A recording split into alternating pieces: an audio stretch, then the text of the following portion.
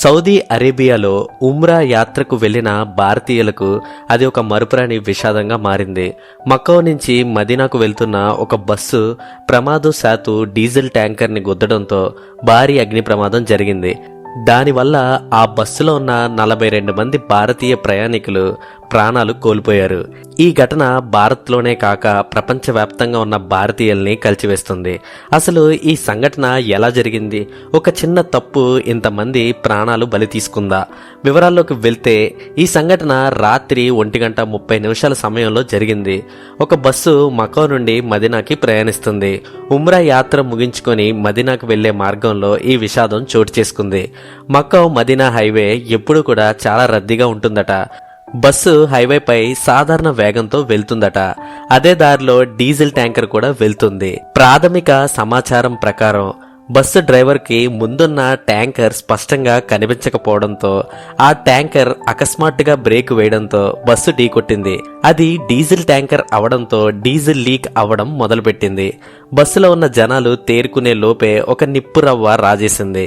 మంటలు మొదలయ్యాయి. బస్సు డోర్లు మంటలతో కాలిపోవడం వల్ల బ్లాక్ అయిపోయాయి. లోపల ఉన్నవాళ్లు బయటికి రావడానికి ప్రయత్నించినా సాధ్యం కాలేదు. 2 నిమిషాల్లో అది ఒక పెద్ద ప్రమాదంగా మారిపోయింది.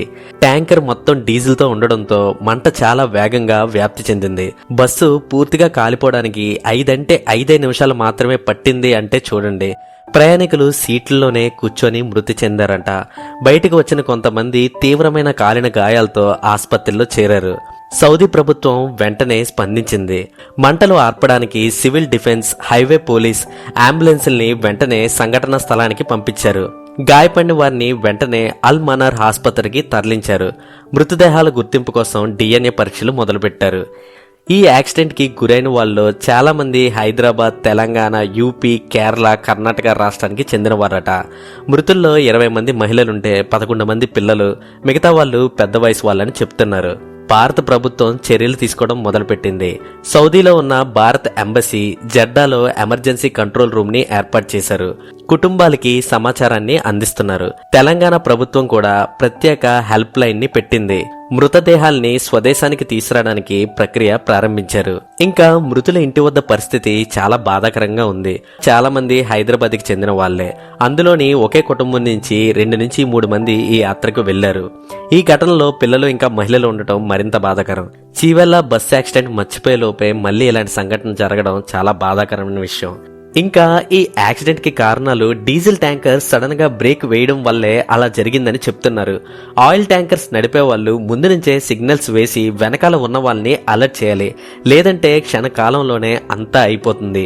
నేను చెప్పేది ఏంటంటే హైవే మీద వెళ్లే వాళ్ళందరూ కూడా రాత్రిపూట జర్నీస్ మోస్ట్లీ అవాయిడ్ చేయండి. లేదా చాలా జాగ్రత్తగా చుట్టూ గమనిస్తూ ఉండండి. ఒక్కోసారి మనం తప్పు చేయడం వల్ల కానీ వేరే వాళ్ళ తప్పు చేయడం వల్ల కానీ ఎంతో మంది ప్రాణాలు కోల్పోతారు. సో ఇది ఫ్రెండ్స్ ఈ వీడియో. మీకు కానీ ఈ వీడియో నచ్చితే please do like, share and subscribe my channel. So మరో వీడియోతో మళ్ళీ కలుద్దాం. అంతవరకు సెలవు. బై.